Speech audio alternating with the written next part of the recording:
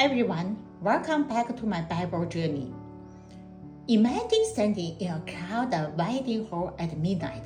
The lights are dim, the music is playing, and certainly a shout echoes. The bridegroom is here, come out to meet him. Some people jumped up with shining lamps and joy, others panic in the darkness. That's the exact thing Jesus pins in Matthew chapter 25. Today, we're going on a living journey through this powerful chapter. Jesus gave us three unforgettable stories with one clear message. The King is coming back, and how we live today decides everything. Let's dive in. Part 1. The Parable of the 10 Bridesmaids. 10 young women are exactly waiting for the groom. 5 of them are wise. They brought extra oil for their lamps. 5 are foolish.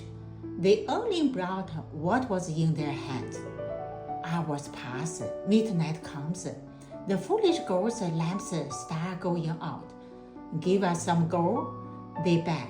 But the wise ones reply, sorry, we can't. They won't be enough for all of us.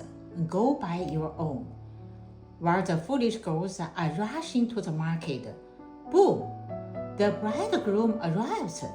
The wise girls walk in with him to the wedding feast, and the door slams shut. Jesus ends with a stronger warning. Therefore, keep watch, because you do not know the day or the hour. Faith is not something you can borrow at the last minute.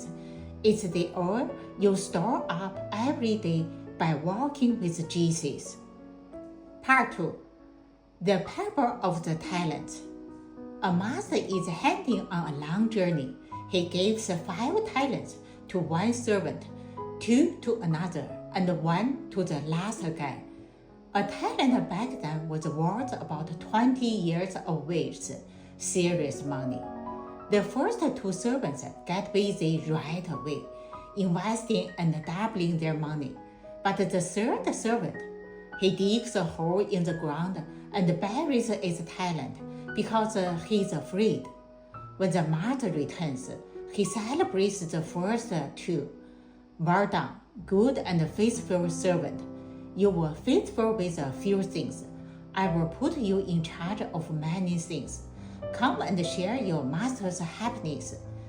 But to the faithful servant, he says, you wicked, lazy servant, and throws him out into the darkness.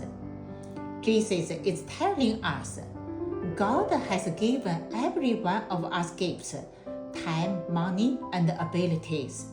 Even if it looks like only one talent, He doesn't expect you to be the next superstar. He just wants you to use what you have got for His glory. Don't bury your talent out of fear. Part 3. The Parable of the Sheep and the Goats. Finally, the most powerful story, the Parable of the Sheep and the Goats. Jesus describes the final scene of history. The Son of Man sits on His glorious throne. All the nations are gathered before Him. He separates the people like a shepherd separates the sheep from the goats. To the sheep on His right, He says, come, you who are blessed by my Father, for I was hungry, and you gave me something to eat. I was thirsty, and you gave me something to drink. I was a stranger, and you invited me in. The righteous are shocked and ask, Lord, when did we see you like this?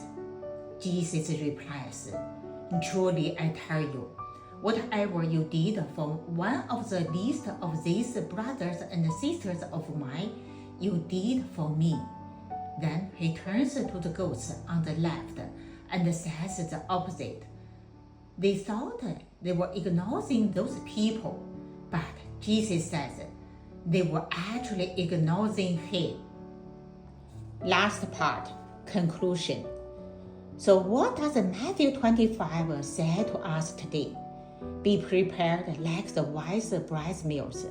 Be faithful with what God gave you. Be compassionate to the least around you. Because one day the King will return, the door will open, and he will say, "Well done." Matthew 25 is coming to the end. If you like, please share and subscribe. See you Matthew chapter 26.